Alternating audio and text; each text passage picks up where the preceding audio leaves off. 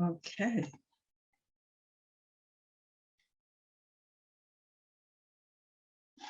Right. Hello, everybody. This is Debbie, from Teacher Success Coach, with another episode of the Female Educators Roundtable with one of my countrywomen. Hello, hello, hello, hello, Grenada. Hello. How are you? How are you? We are all good. Fantastic, yes. Fantastic. What's the weather been like? It's quite sunny. It's very hot at the moment. Oh, yes, okay. But we're enjoying it. Okay, yes. Okay. My goodness, it's so interesting when you actually connect with somebody from back home. It's like when you see a Grenada flag on someone's car, you get, that's a Grenadian. I wonder where they're from, right? So it's like all the yes. When you see yes. that. Today's also meant to be Grenada Day because there's a Grenada event today, but it's been, pack event, and it's been raining all day. Oh my. Exactly. And we should send up some sun. Yes, please do that. It'll be nice to have a Grenada Day when it's nice and sunny in it.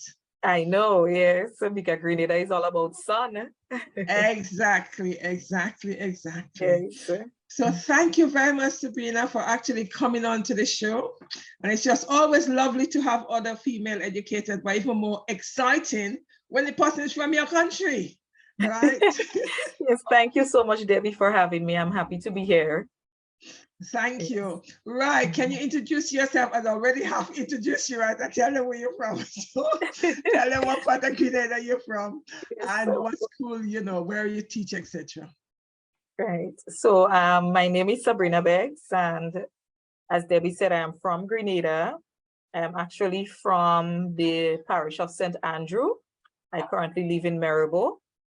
I am a secondary school teacher. I teach at the Grenada Seventh-day Adventist Comprehensive School.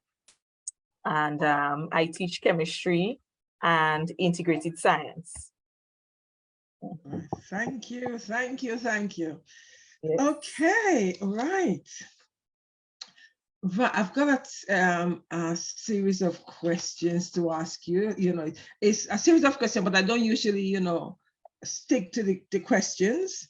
Yes. It's like it's a free flow as much as possible. One of the first question is, what has it been like when you actually went back to the physical classroom? Because you guys were, like every other country in the world, you guys were teaching online, right? Yes. Okay. Yes, we were teaching online. Okay. Was it the first time or the second time? Because we had two sets of lockdown. So the first time, were you guys teaching online, or when you went back the second time, when you guys started teaching online? Both occasions we were teaching online. So the first time and the second time, yes. Okay. All right. Yes. So what was it like coming back into the physical classroom? For starters, how long did you guys teach online for? We were online for almost 2 of the school terms. So we usually have 3 terms in the school year. And the first 2 terms, so from, that would have been the second time around, from the September period to December. Then we came home for we were already home. We had the Christmas vacation.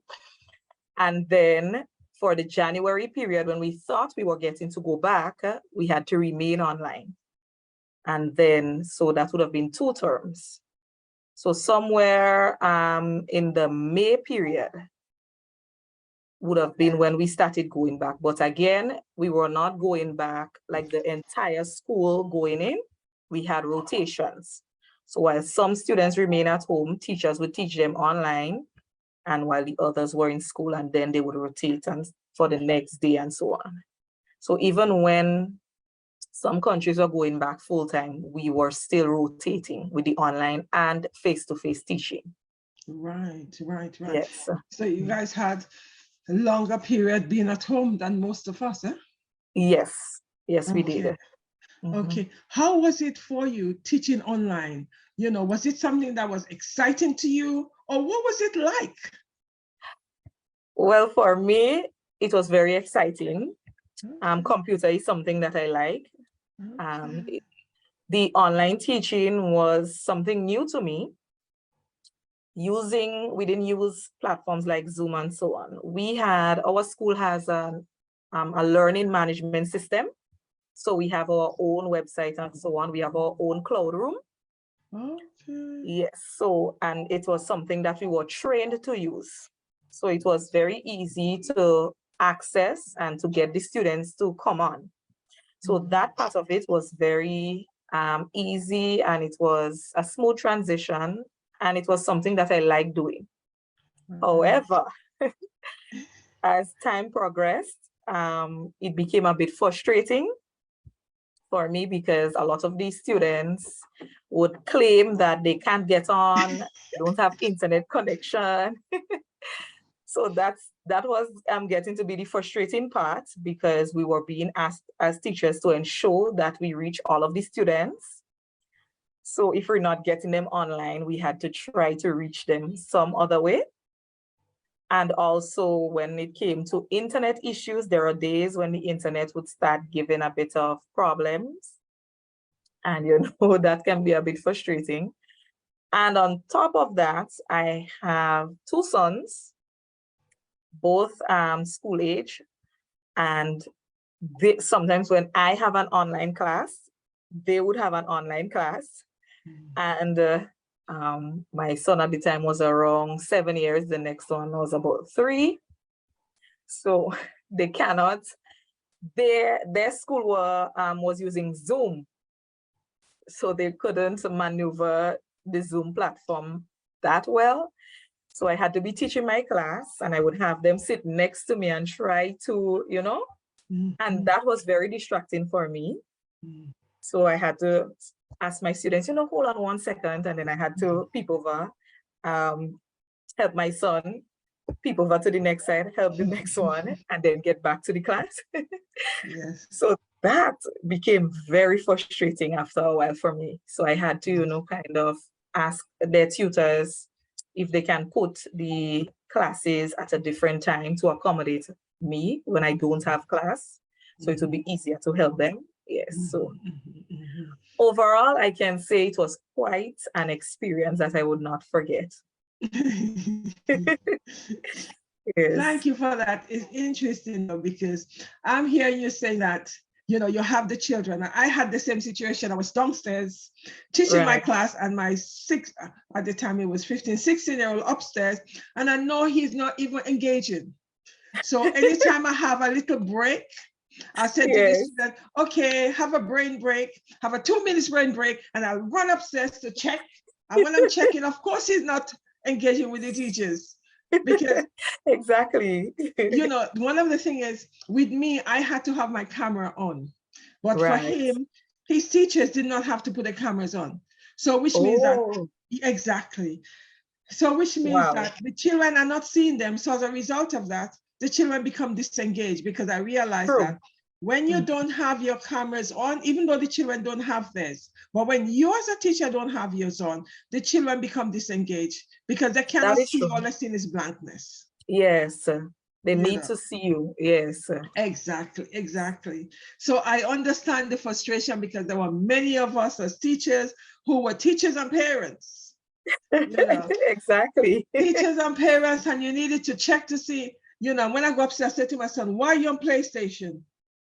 He's on PlayStation. The PlayStation was more interesting. Exactly. Yes, exactly.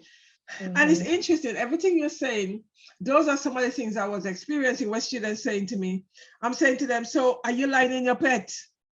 They're lying in the bed, right?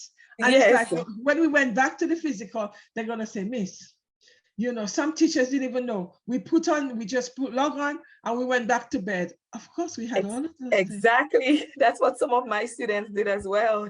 Yeah. Some of them, one time I was teaching, and the child logged in.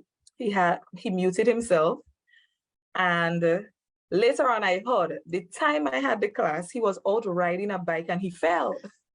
So, and I was there teaching, and going on and on, not realizing that he just signed in muted and he was out riding a bike.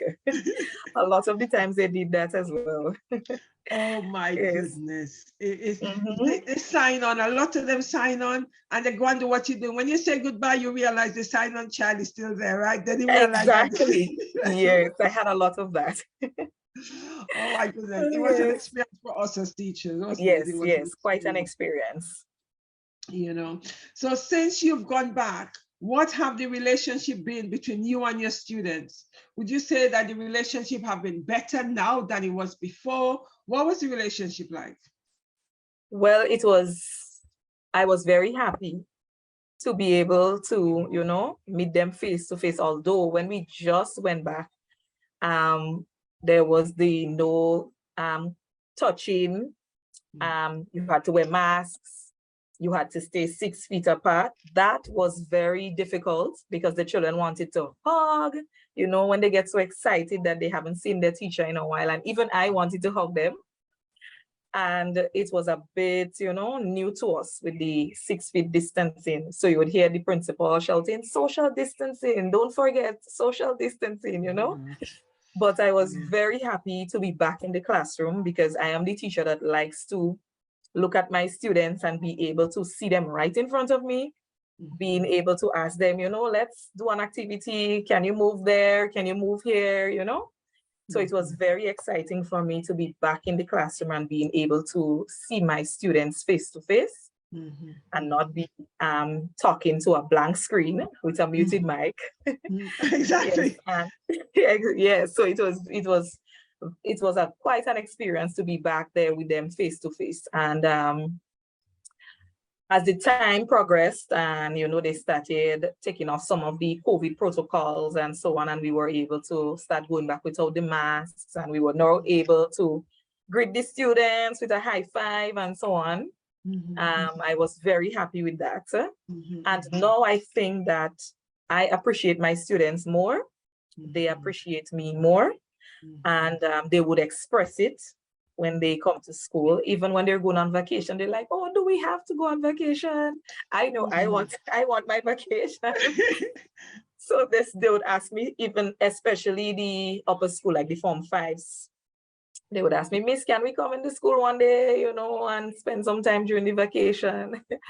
So that's how we are now. We have we're closer than we were pre-COVID. Yes, so I think the children and even I myself, we realize that socializing is very important to our development, you know, and being able to see each other.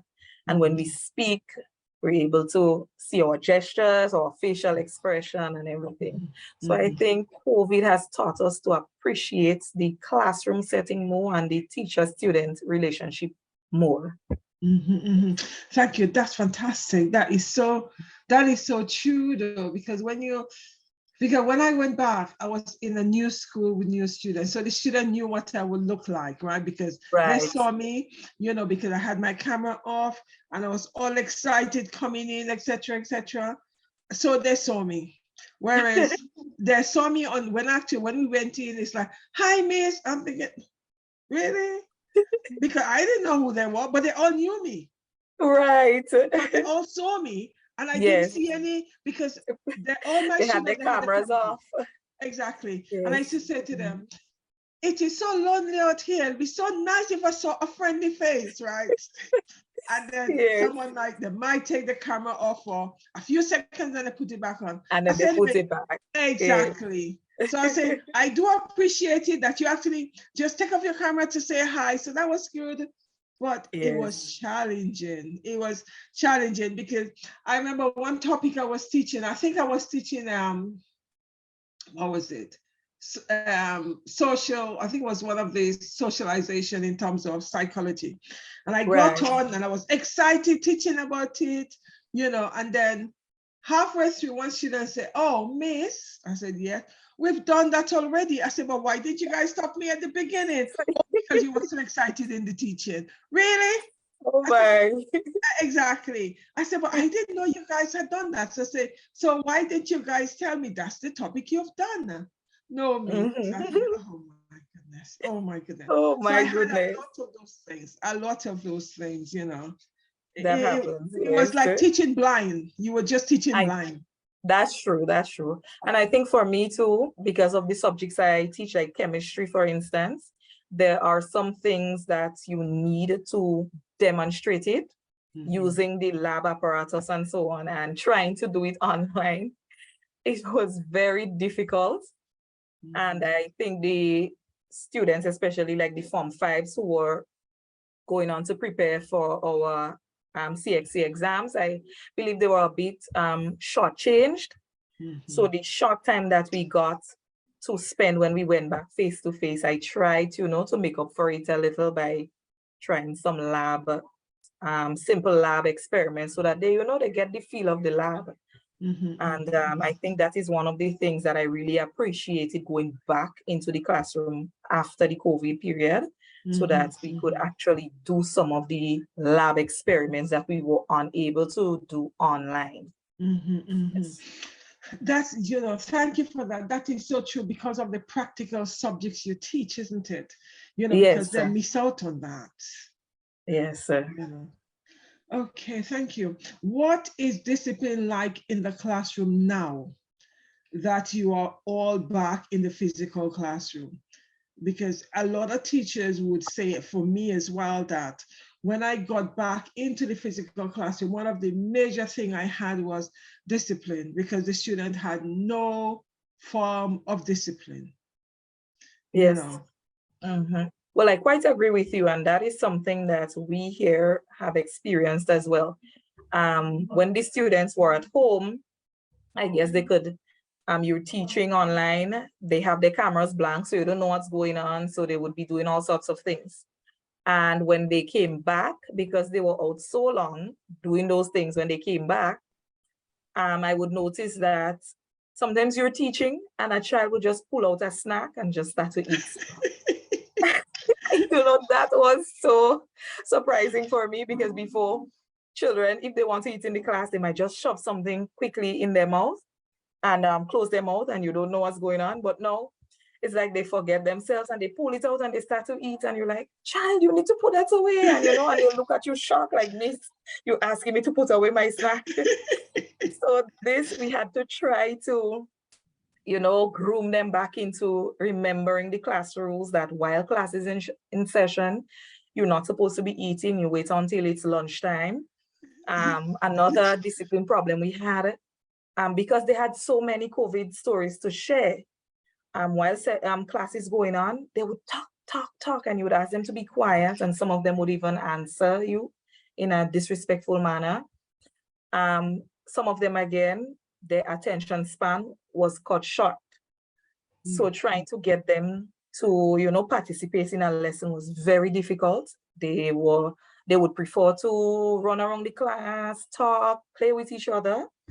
So this is something that we were battling with the students after they came back, the discipline problem. And some of them, I think, too, based on the profession of their parents, sometimes they had to be home alone during the day.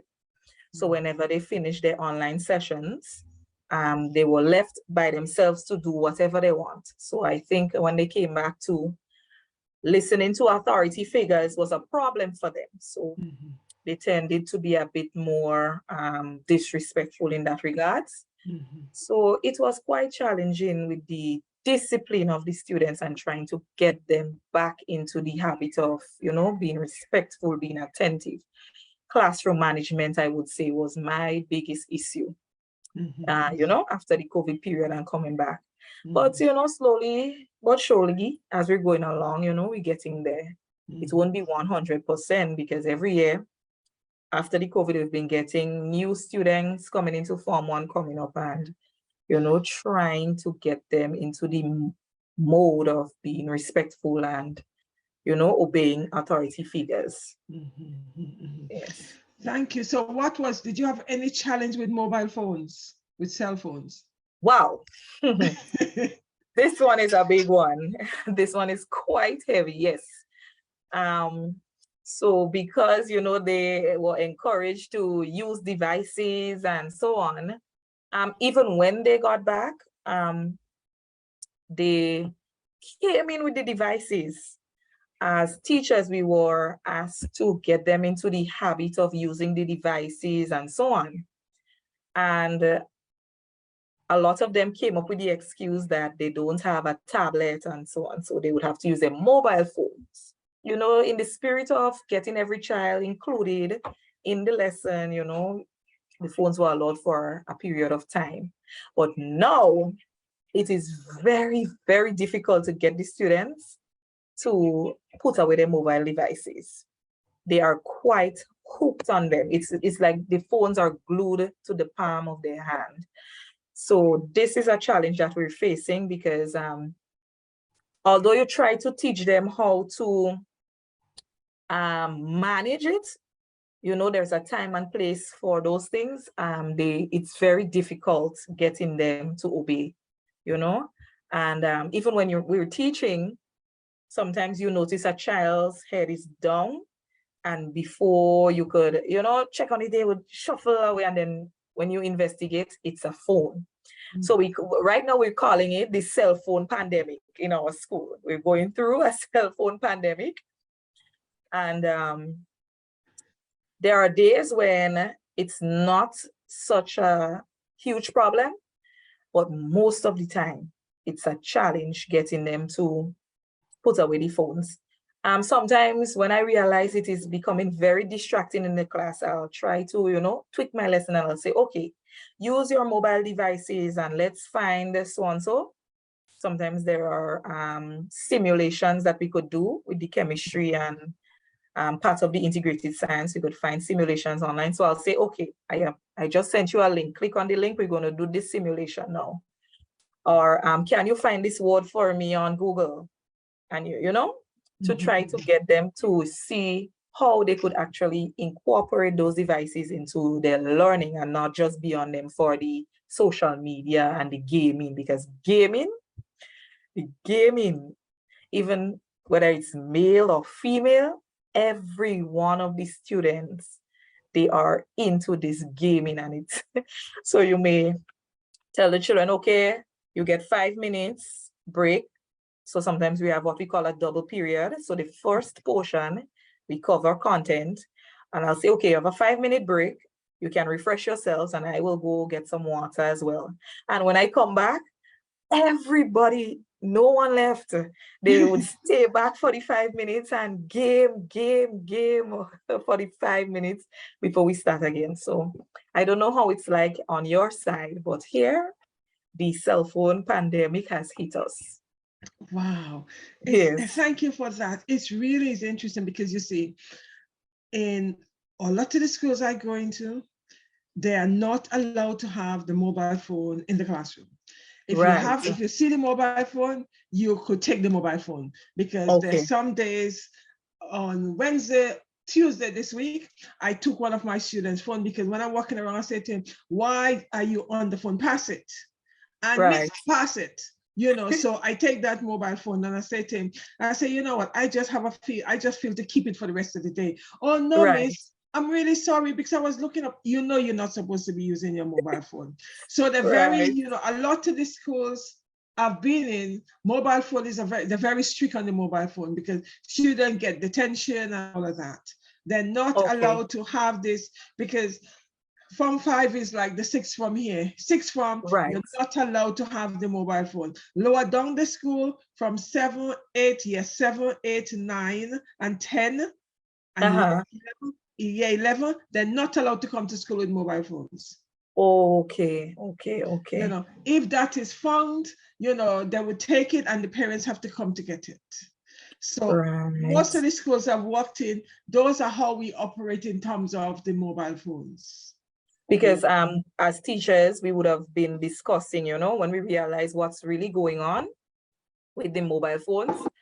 And we have, you know, made some suggestions as to what we will be doing in September, because we would have just been handed over our new school. We had some changes being done on the current building, and we also got a new wing. So we are now going into that new building in September.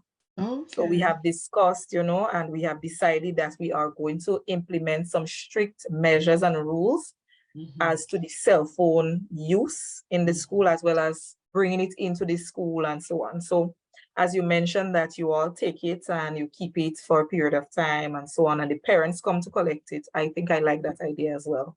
Yes. It's interesting. We don't, I have not really had issues with mobile phone because I do not use it in my lesson. I do not incorporate it in my lesson. Okay. If I see the student with a mobile phone, I just remind them, you're not supposed to have the mobile phone.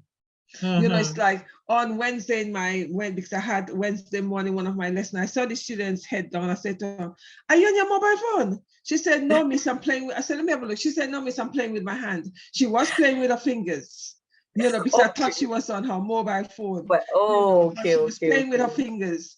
And I'm saying to her, okay, yes, because what I also do is I walk around the classroom so I could actually see who is on the mobile phone. And if I see, they know, in terms of no mobile phone. Although all of them have tablets, I do not use the tablets in my lesson either. Because I said to them, if you want to take a picture of the PowerPoint, yes, but I want you to be thinking instead of using the tablet, because too often they depend on the tablet and they're on the tablet doing other things. I don't know what they're doing.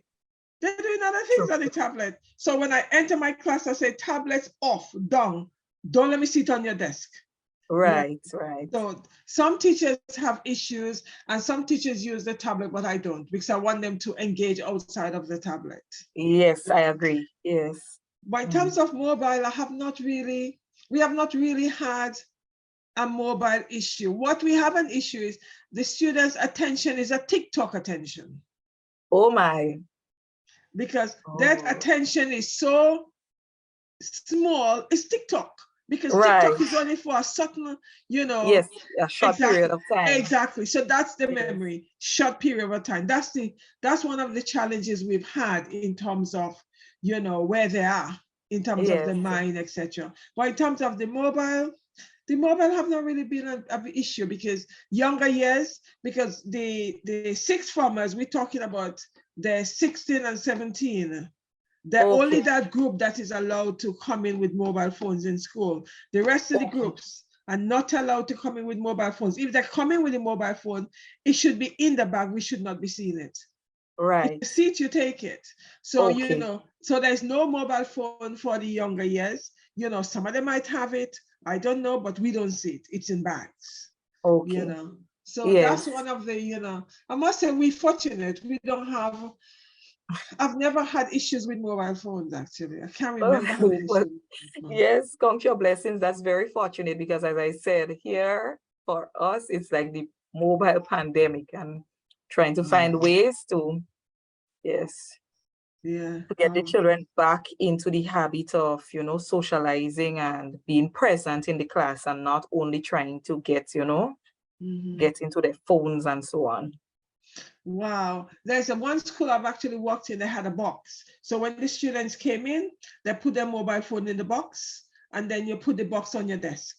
Oh, so that's another thing I had in another school. So after the lesson finished, the students all come and get the phone, that's it. And okay. So that's a good idea as well. Yeah, so there are various things. Okay. What does self-care and mental well-being mean to you? What does that look like? Self-care and mental well-being. What does that look like to you in terms of your school? Well, self-care and mental health. That is this one. I think I'm guilty of not really checking on, myself, caring for myself and my mental health, because during the COVID period, I was so concerned about, the children, especially, like I said, I teach mainly the upper school, like students that are preparing for their CXC exams and so on to go on to college. And so I was so concerned about ensuring that they get their school-based assessments completed and they're finished with the syllabus and everything, and they're fully prepared for the exam. And I think that has stuck with me even after the COVID, you know, because what I realized, because the children lost so much contact time, it was playing on my mind a lot. So I kind of forgot about, you know, self-care for a while, and trying to get the children ready and for exams and making up for the lost time. And until one day, my youngest son, he said, "Mommy, so we're not going on the beach anytime again." Oh, no. And you know, yes, he was like, "Mommy, you know, I don't think I could remember what the beach looks like." Wow. And sometimes they would say, "So mommy, we're not going outside, you know, I want to go and ride my bike." And then I'm like, I need to pause here. And, you know, that made me realize, like, you know, I need to, you know, stop a bit. And because even that got me to a point where I became very short-tempered as well. Like everything would fret me, and I would get angry quite quickly. Because again, I'm the kind of person, when it comes to the education of children, it's a passion of mine and I want everything to be perfect. So I focused on that a lot. So when my son posed that question to me, I said, you know what, I need to start taking care of myself. So sometimes I would, after work, my husband would pick us up, myself and my children, and would say, you know what, we're hitting the beach this evening. So we would go to the beach, you know, sit in the sand. They would go swimming. Sometimes on the weekend, I'll say, okay, you know, today's Sunday, I find the sun is out, let's, you know, hit the beach, or we'll just go for a drive to different parts of the country that we wouldn't have been able to see during COVID. You know, let's see what the changes are that took place. We'll go to the lake, Granite Lake, you know, and sometimes just a stroll to the supermarket to get an ice cream, you know, buy a bucket of ice cream. And I keep telling my husband, you know, one day we're going to take a trip to Carriacou. Look how close So it is. yeah, so Look I how think close this year, it is. yeah, exactly. And I think this year, maybe for our anniversary, we're looking to take a trip to Carriacou. So now, even for my mental health itself, I'll just sit and read a book, or just look at a movie with the children, or we'll just sit outside and, you know, play and enjoy the outdoors. Because I realize that taking care of my mental health is very important, because if I don't, as I said, it affects not only me, but it affects my family as well. And I even encourage my students. So sometimes after covering quite a number of content, I'll say to them, you know what, my brain is tired. What about you? And, you know, of course, they'll agree that their brain is tired. So sometimes we'll just sit and we'll talk about all sorts of things. You know, they'll remember some of the things that happened during COVID and they'll talk about it. We'll talk about, you know, I'll ask them, you know, what are your plans when you leave the school and all of these things. And we'll just talk, and that helped me to build relationship with them as well and to understand them. And that even helped to ease my mind as well. So I think from judging from that period during the COVID and post-COVID to now, I'll say that I've learned how to care for myself and my mental health. That's brilliant though. But you know, the interesting thing is your son had to remind you. Yes, he had to. Yes, I needed that reminder. Exactly. Yeah. Yes. When this, thank you for that. When the students came back, right? What do you think their mindset was like? Was it, you know, was it a growth mindset? Yes, I can do things. Or was it a fixed mindset? Oh, I cannot do this anymore. What was it like? What was the mindset like? I am in coming back, I believe they had a fixed mindset. It took a lot of work trying to get them back into student mode, back into learning mode. They were complaining, and something I realized after the COVID, I don't know, it was extremely hot. So they would use that as an excuse. Oh, miss, the sun is too hot. I can't learn. Miss, can't we do something else? Miss, let's play a game. So I had to know the kind of lesson plans that I had to rethink it and try to get them into the growth mindset bracket and out of the fixed mindset. And so some of the lessons I had to turn them into games that they could play. Yes, I had to. So I learned a new program, Kahoot, where you could create games and so on. Yes, Yeah, Kahoot became my best friend. Yes. So, and they love that. So yes. answering your question, yes, they had a very fixed mindset. They didn't want to do anything. They were not intrinsically motivated or even externally, as a matter of fact. So it took some work to get them into that fixed mindset. So I think not everyone is there yet, but the majority, right? They're looking forward and hoping to the future. Because I think what kind of had them in that way, some of their parents would have been laid off from their jobs and so on, because the economy kind of slowed down. And I think they believed, one of them said to me, Miss, I won't be able to go to college because my parents don't have money and my mom was sent home, So I think that kind of had some of them in that fixed mindset. But now, in telling them, I have introduced them, a lot of the children didn't know about scholarships and so on as well. So I told them about scholarships that are available, things that they could do to market themselves and to get those scholarships. So I think that has encouraged them to change that fixed mindset into a growth mindset. So now they're actually looking forward to the future and, going to college, going to university, getting a job, getting qualified, and so on. Yes. Thank you. That's interesting because, yes. That's something I noticed as well when we came back. The student had a fixed mindset. Forget about growth mindset. That was not even on the agenda. Exactly. As far as their concern is, oh, Miss, you don't understand. You don't know if there's going to be another pandemic. And it's like all that negativity that was coming up. Yeah. Yes. Yeah. Yes. Yeah. So as a teacher, thank you very much for that. As a teacher, what are the things that stresses you out? So let me see. There are a number of things that there are a number of things, but I look for the most stressful of them all. I'll give two. So one is when I have students in front of me, and there would be a number of them that they work. They are willing to work. They would listen, pay attention. Even when things get difficult, they would still remain positive. But there are some students that would not even make an effort. Even when I would meet with them one-on-one and try to, extend that olive branch to them, and you say, I'm here to help you. What do you need help with? What do you need from me? Is there someone I can speak to for you, And they would not bother.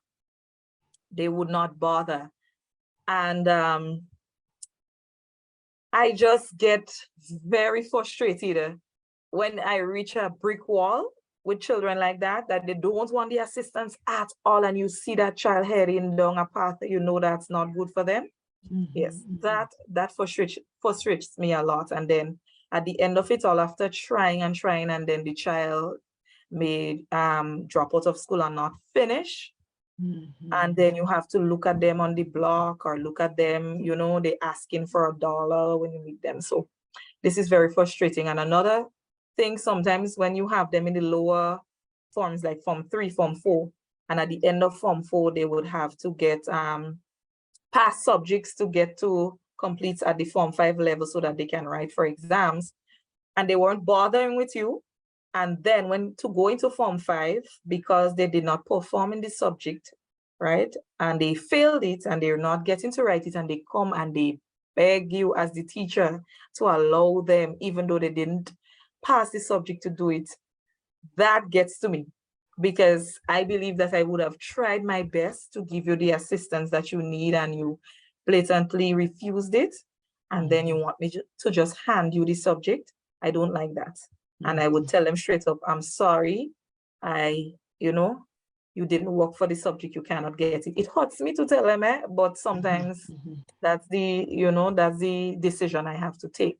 So that's frustrating. And the second thing,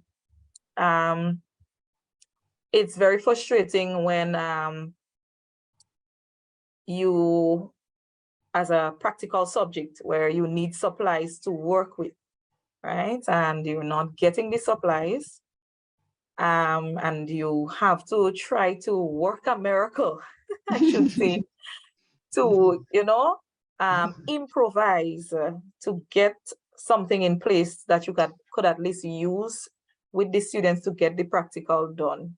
But when it reaches a point where you cannot get it, the level of frustration is here, and then as a teacher, you start to become hopeless, and that gets to me a lot. So I'm trying, my best to improve on my practice and to see how best I can assist in that aspect where we would need the materials and apparatus to work with.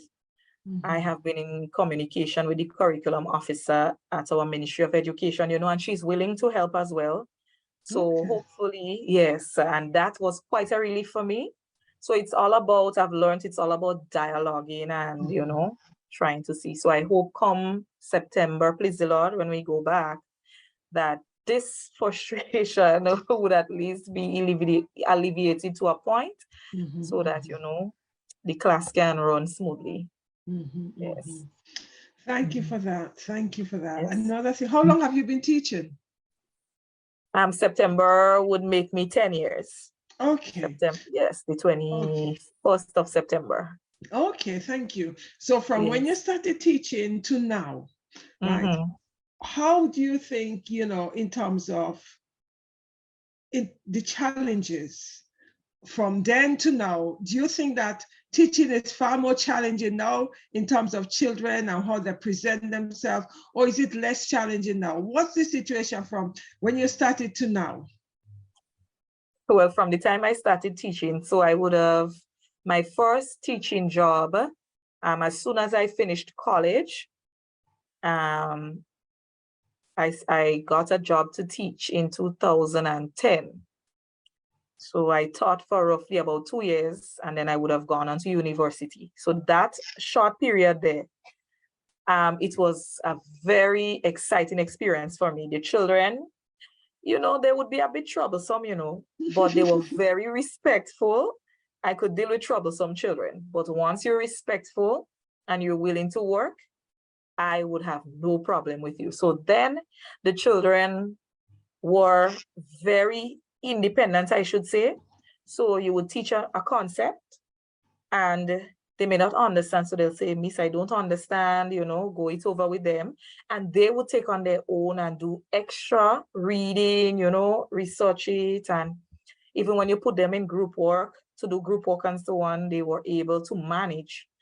But in coming back, after going to university, in coming back into the teaching profession, so I would have came back in 2015, I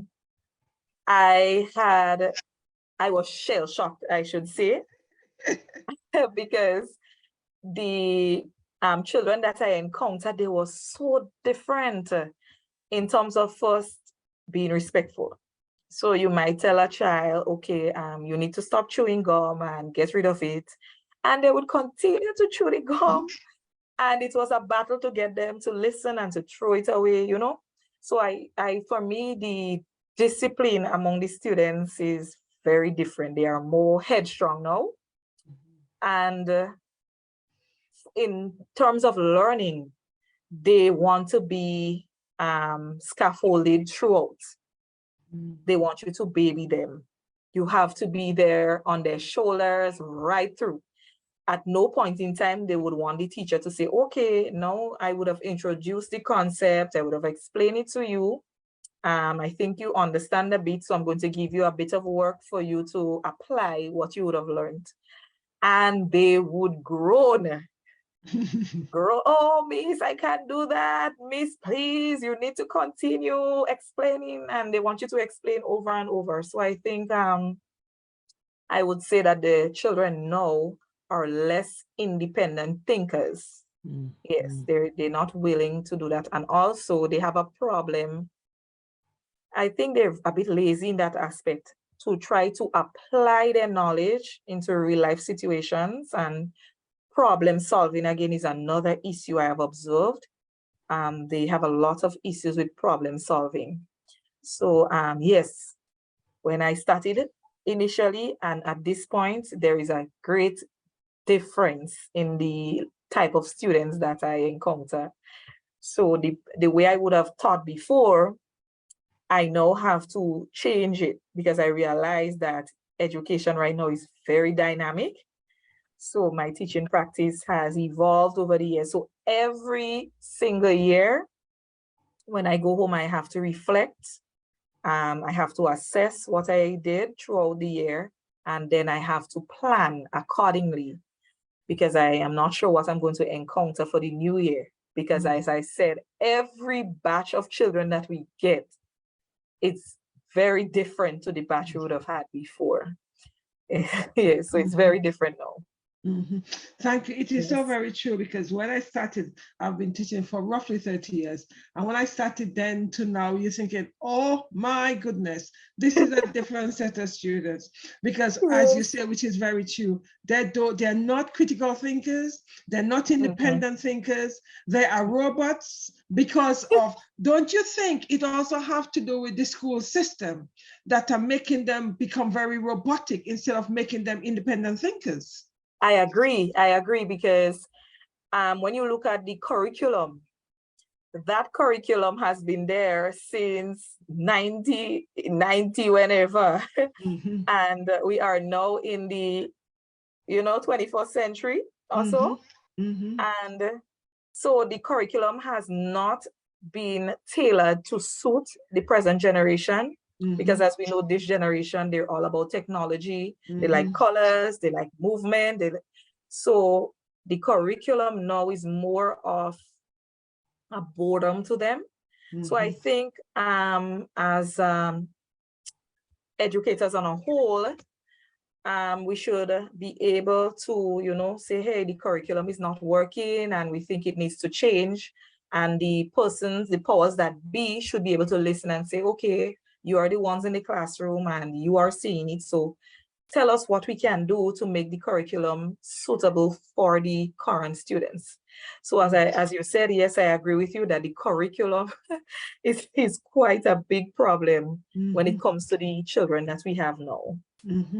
That's very true, because it just programmed them to be robots, and they see they're quite happily being robots. Yes. That's one of the sad things. Yeah. Thank you. What are the most rewarding things of being a teacher?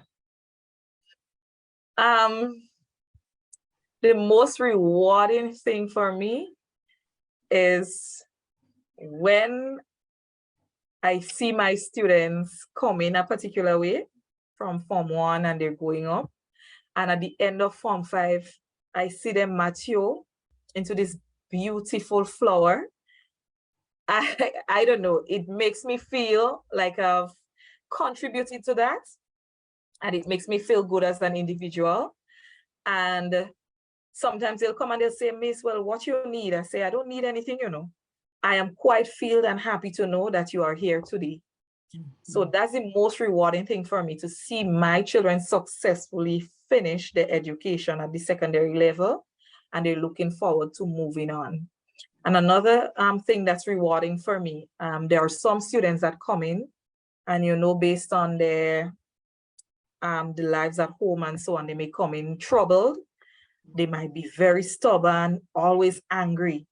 I find myself gravitating to the children a lot. And at first, they might be disrespectful to me.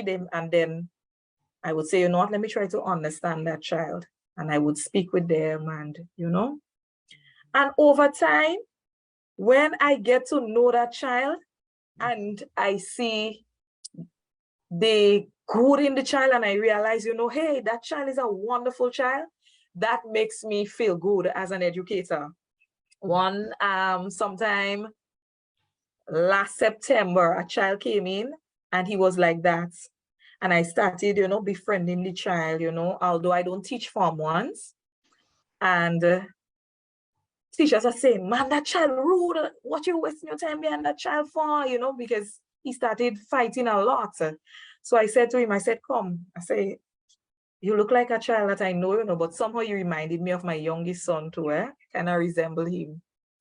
And I started talking to him whenever he would fight. I would be the first teacher on the scene, and I would take him and I'd say, come, let's go, calm yourself down. I'll put him in front of a fan to get some breeze, you know. And eventually the child started coming in the morning time, and he would come to my desk and he say, good morning, miss, how are you today? And then the teachers was like, oh, miss, you don't see how that child transform? And one day he wrote me a letter and he said, dear Mrs. Beggs, I am writing to tell you that I appreciate you and I'm happy that you didn't give up on me. And at the end, he said, I love you, Mrs. Beggs. And he gave me a hug when he handed me the letter. And I took that letter and I glued it to my desk. So it's there. So every day, whenever, you know, I get kind of frustrated on the job and I say, you know, I can't do this again, I would look at the letter and it will remind me why, you know, I decided to become a teacher and, you know, to make it my career. So this is the most rewarding thing for me, to see the children come in a particular way and they leave, you know, improved and willing to move on and better themselves, you know. That is rewarding for me. That's some powerful.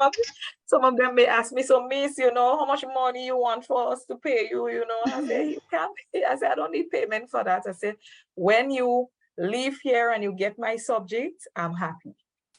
Yeah, yes. That's fantastic. That's so fantastic, you see, because the interesting thing about that child story you gave, where that child had a situation, everybody gave up on him. Everybody gave up on him, but you never did. So you actually make that child begin to value himself and see his self-worth, because you saw himself, what you believed in him. So he began to believe in himself. And that was so powerful, because nobody believed in that child, but you believed in that child. And by you believing in that child, you actually put, you know, you support the gem that was in that child. Yes. It's so important, you know, as educators, we don't listen to what other teachers says. When I go to school, this is one thing I say to teachers: I am not interested in what the child have done, what the child is. That's not my business. Because that child may not be connected with you, but that child might connect with me. So I'm not interested in all the negative that I don't want to know. Let me see for myself, and from that I will be you know, deciding how I deal with that child. That's fantastic. That is so fantastic. You know, situation like that makes me cry, because I had one student who wasn't very good at reading, and I said to her, I want you to read in the class. And you know, initially she had said no, but then she said to me, Miss, can I read? And she was reading, and the other children were supporting her in the reading, because she told me she felt comfortable enough to read in the class. And I found myself, I was covered in tears in the lesson. I know. You know, because she said to me she wanted to read, she felt confident enough wanting to read. Although she was not a strong reader, the others were helping her with some of the words. And halfway through, they said to me, Miss, are you crying? And I was just so shocked. The time I got to the staff room, every teacher already know that Miss Ina was crying in the lesson. I said, but did you tell them why I was crying in the lesson? Exactly, yes. Because that was so moving, that the student felt so comfortable in my lesson that she was able to read with the support of the others. And that is such a big thing. As you said, I agree. The aha moment for us as teachers. I know. Those are the big things. Yes. You know, that's the rewarding thing about it, yes. Yes, those are the why we do what we do, Yes. You know, because it's not easy. And it's rewarding, you know, something else that I find very rewarding too. Like one day I went on the port to clear some stuff, and a police officer's back was turned to me, and I needed a pen. So I touched the officer on his back and I said, officer, excuse me, please, can I borrow your pen? And when the officer turned around, it was a past student. And I'm like, oh You're a police officer. He said, hi, miss. I said, oh gosh, I'm so proud of you. You know, and even going to the bank or anywhere, you know, sometimes you might hear somebody say, so before I got married, I was DeBellot. You'd hear somebody say, Miss DeBellot. And then from the time I hear Miss DeBellot, I know it's a student. So it's very rewarding when you go to the different business places and you see your students are now walking. That's very rewarding as well. And they offer to help. So sometimes you're at the back of the line and they say, come, excuse, that's my teacher, come. So that too is very rewarding. Yes. You know, when you see your ex-students everywhere, it's like when I'm with the children and I see, it's like they said, oh, that's one of your ex-students, isn't it? Yes, it is. Yeah. Yes. Because they make it known because they might be shouting you out in the supermarket. Exactly. Yes, I remember you. Your name is my password. Really? Okay. You know, that's one of the pluses of being a teacher. Yeah. Yes. Definitely. Yes. Definitely. Right. Yes. Thank you for that. That was a fantastic share. That's really was brilliant. Yes, you're welcome. Right. One of the other question is, do you think that teaching should be student-led or teacher-led, student-center or teacher-center? Well, for a question like that, there are instances where the teacher would lead the lesson. But now I'm starting to realize, based on the personality of the students, a lot of them, they like to lead out. So I think it goes both ways.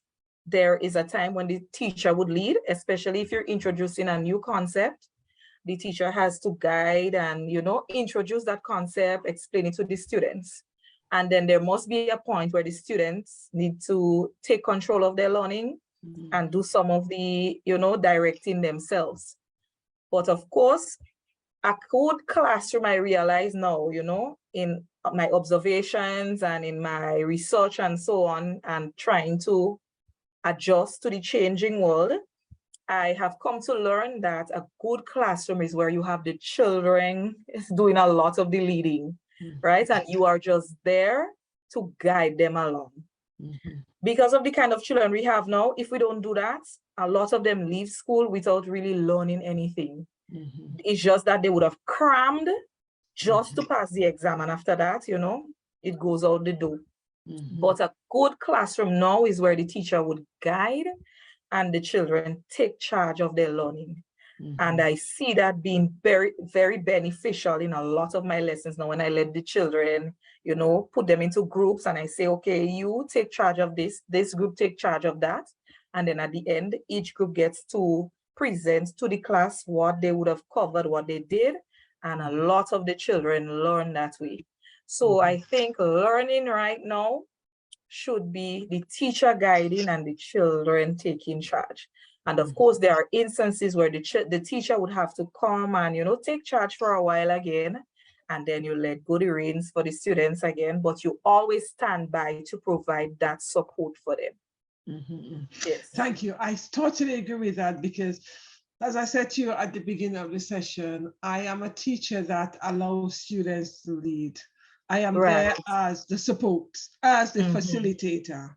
But I do feel that, especially during group work, I want you to be able to do your research and you could present to the rest of the class. When you've done your presentation, I would then support it with my PowerPoint. But first of all, you need to do the research and do your presentation.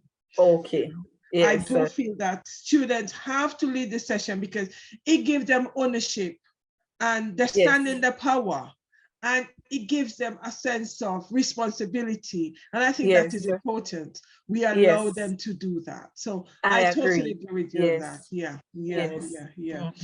Thank you for that. And our final question, what are some of the tips that you would give to teachers who are dealing with the mental health issues and well-being, and they have so much anxiety because, you know, it's like going to school the next day. You know, a lot of teachers seem to have this where on a Sunday night, they're extremely anxious for the next day. right? Or they feel overwhelmed in terms of the amount of things they're doing. Or some teachers are generally at this stage is just feeling burnout. What would be some of the tips you would give them to reduce the burnout, to reduce the overwhelm, to reduce the anxiety, to reduce the fact that they're not taking care of their mental health and their well-being? What tips would you give these teachers? Right. So for the teachers who are burnt out, I'm imagining that those would be the teachers that would have been there for a very long time. In my experience, I think sometimes, you know, talking to teachers who would have been there for quite a while and feel like they've burnt out, and you know, in communicating with them, I think sometimes we forget why we would have become teachers in the first place. So I would say to you, first of all, dig deep and try to remember why you became a teacher, right? That helps a lot, you know, to build back that motivation that you once had. And after you would have done that, you need to take a vacation, you know? So you don't have to get on a plane and go to France, or, you know, there are so many interesting things that you can see or feel by just taking a stroll to your backyard and just sitting for a while. I find that to be very refreshing. So after a hard day's work, sometimes I'll just take my children and we go out into the yard, in the backyard, and we just relax. So spending time with your family again is another way that would help to refresh you. And another thing I find very refreshing is finding a hobby. So my hobby that I've picked up, I like gardening.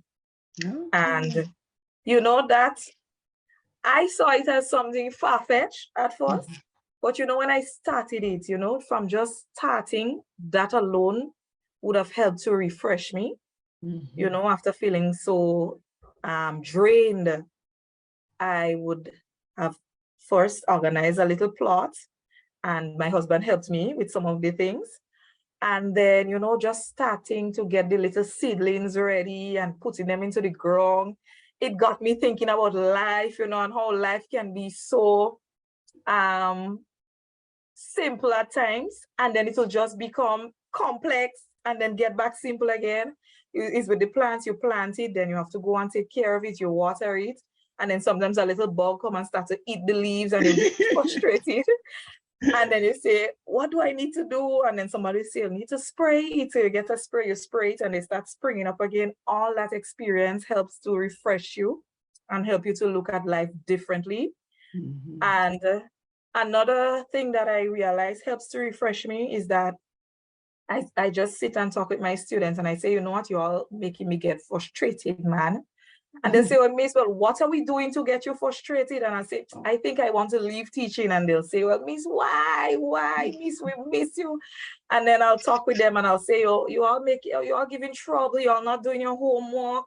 And, you know, we'll build this kind of conversation there. And they'll say, well, Miss, you know, sometimes give us a little break on the homework, you know. We kind of tired too. And they'll say, you know, when I go home, we have to do this. So in understanding the students and what they have to face at home as well, it helps me to kind of reflect, you know, and then I'll say, okay, you know what? The children have their little issues too. So maybe if I meet them halfway and they meet me halfway, that will kind of, you know, change things around for me. And I realize that it has. I have been communicating with my students for about 3-4 years now, you know, when I feel drained. And that has helped me to learn about them and to learn about myself.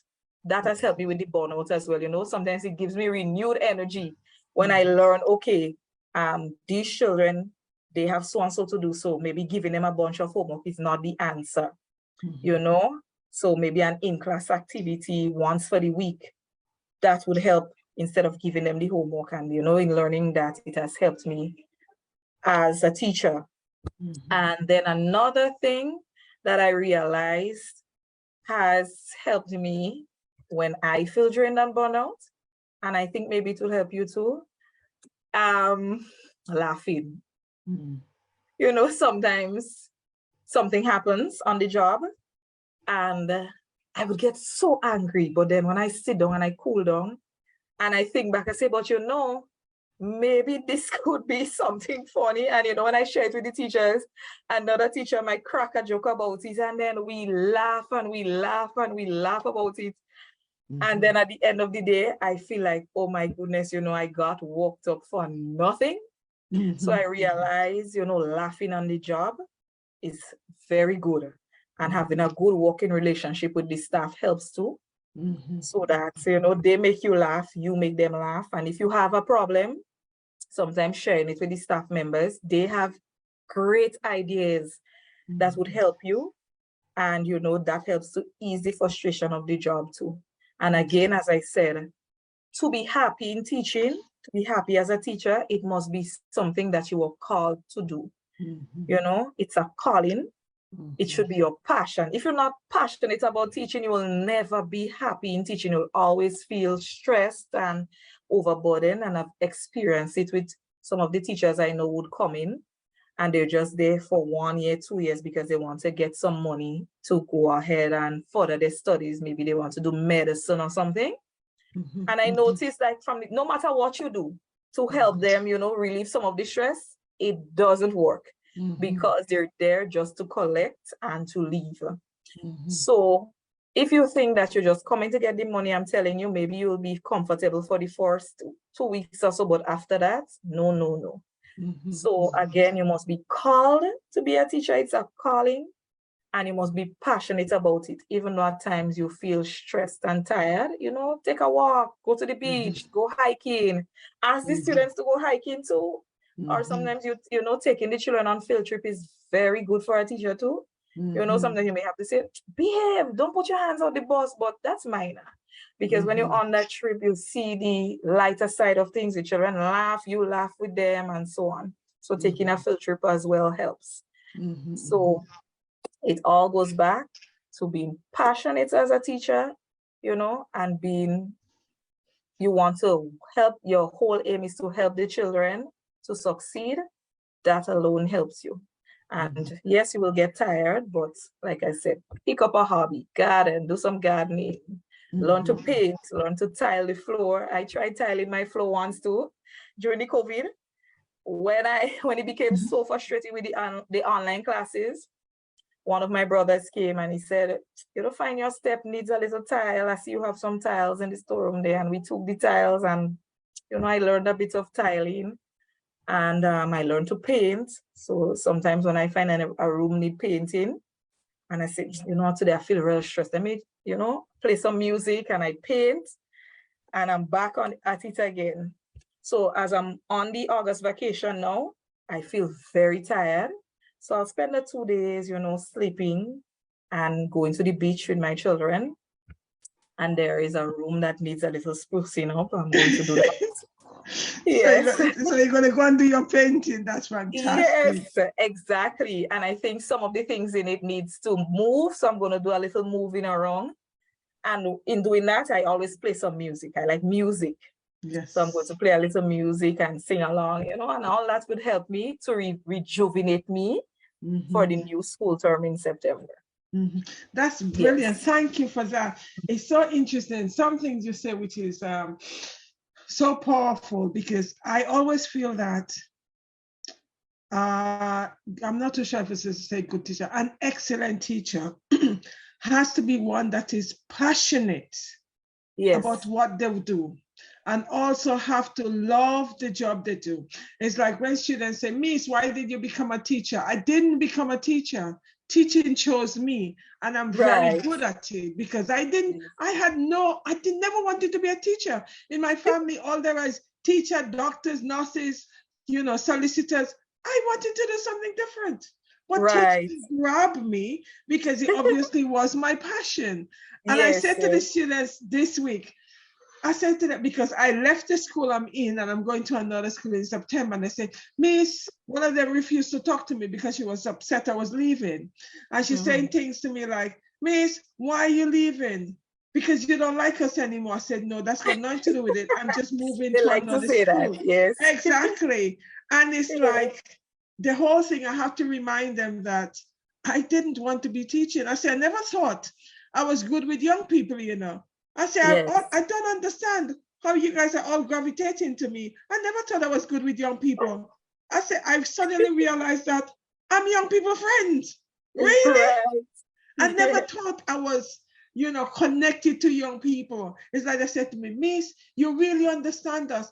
I say, I understand you because I have one of my child right now is you guys' age. And I'm seeing everything now. I say, whereas the older ones, they've gone through, but now I'm dealing with this one exactly with you guys. So hence the reason. I say, I never thought I was friend to young people. And they say, Miss, what are you talking about? As I said, I never thought I like young people, right? I said, I don't only seem to love you guys, but we seem to in partnership. So it's so funny just working with these people. And you're so right. You've got to be passionate about teaching because teaching is not for everybody because it's a hard job. Yes, it is. It is. Yes. It's a hard job because this is the only profession, as I said last night, that you're wearing so many hats. Hats, yes. Mm-hmm. This is the only profession I could think about that this professional are wearing so many hats. You're a parent. Yes. You're a counselor. Exactly. You're a teacher. Sometimes you have to be a nurse. You're a nurse, exactly. Yes. You're the counseling. You name it, you eat. Yes. you name it, you eat, and you're thinking, and then you're a confidant for the students, and then you're the friend. Really? That's true. So you're everything. This is the only profession I could think about that we wear all the hats you could think about. And I must say, we are doing a good job of wearing those hats. Yes, we are. Yes, we are. Thank you so very much. Is there anything else you want to say to us before I say goodbye to our people? Yes, well, I just want to say thank you for having me. I really appreciate that you chose me to share my experience. And I hope, something that I said would, impact another educator out there. And let us as educators continue to think about the children, continue to care for them because they are the future. I always say the very child that sits in front of me may one day have to operate on my heart, So I want to make sure that I impart the knowledge that they need to be successful. And I want that when every child that leaves me, I can safely say, that in teaching them, I would have impacted them positively in one way or the other, and I would have helped them to achieve whatever goals that they set out to achieve. That's brilliant. That is so true. I say the same thing too, because as teachers, it's hard work, but the most rewarding thing is when you see them in the supermarket and they say, Miss, thank you. Or you're in the park and you hear this person running after and thinking, who is running? Where are they going? And you give them way for them to run, but they're actually running to come next year. Right? I say, I just want to thank you because I've actually gone on to do nursing. I've gone on and I'm doing medicine and I'm now a doctor. I say, yes. You're a doctor? I know. That's the reaction I have as well. Yeah.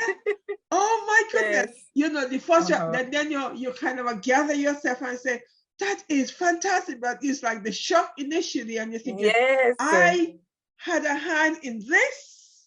Yes. It's just really is wonderful. It is not an easy job, but it's wonderful when you get those stories. Yes, and they're saying, yes, I just saw you in the park and I just wanted to run to meet you before you leave the park. And it's like you hear this person running and you're thinking, you need to give them way. And then you realize they stop next to you and say, exactly. Yes. Exactly. It's I know how it is. Yeah. It's very rewarding. Yeah. Yes. And something too that I'm quite happy about, sometimes a group of students come in and a face might look familiar and you say, but why does your face look familiar? And the child might say, my mommy was a student here. And I'll say, what year? And they'll say, so. I say, I taught your mommy, that's getting sometimes to meet some of their children. So we'll usually stay in our school as teachers, you're my grandchild. Exactly. Can you just hold on a second? Yes.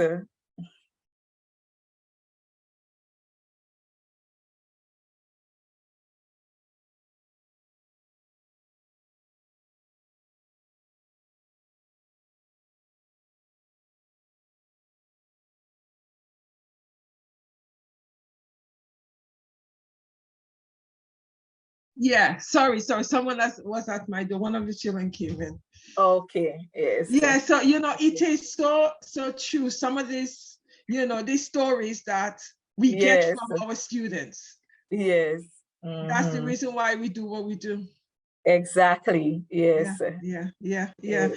So as you say, I'll only have to reinforce, yes, teachers, I know it's a tough job, but you know what? You're doing a great job, because just that's right. The rewards, Yes. the product, you supported this individual to be the person they are right now. Of course. Yes.